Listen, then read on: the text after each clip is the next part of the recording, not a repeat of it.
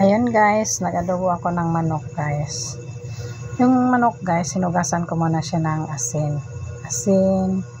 Suka, tapos sinugasan ko ng mayos.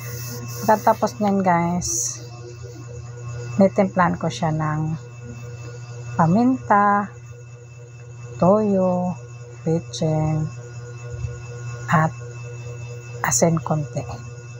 So yun, ginigisa ko na siya sa spicy ng onion, garlic, at luya, at sili.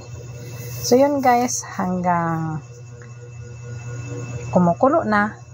Ayan, may fast forward ko na lang. Ayun, nakita nyo na siya na guys na ano na siya, kumukulo na siya guys. Tapos tinitimplahan ko siya ng magic sarap or oyster sauce bago siyang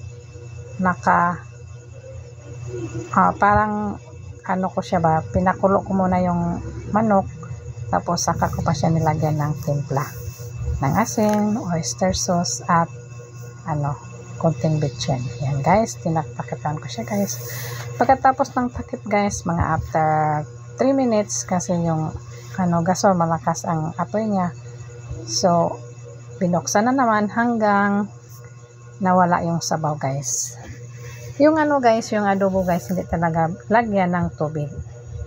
Yung mayroon siyang konting tubig pero galing siya doon sa manok. Hindi mo siya dagdagan ng tubig ng nakasalang.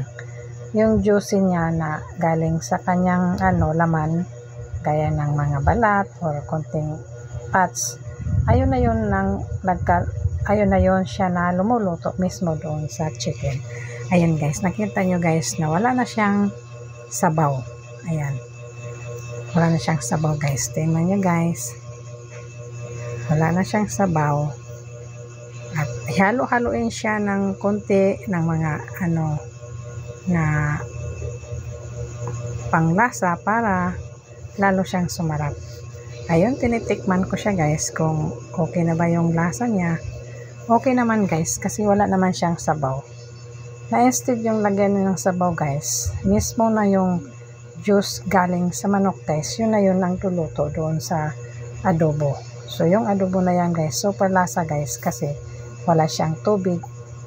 Ayun, para siyang kaya inahayaan lang siya ng maluto doon sa mga fats or sa balat ng chicken, di ba, ma-oily siya. So yun na yun nagluluto doon sa adobo. So yun guys,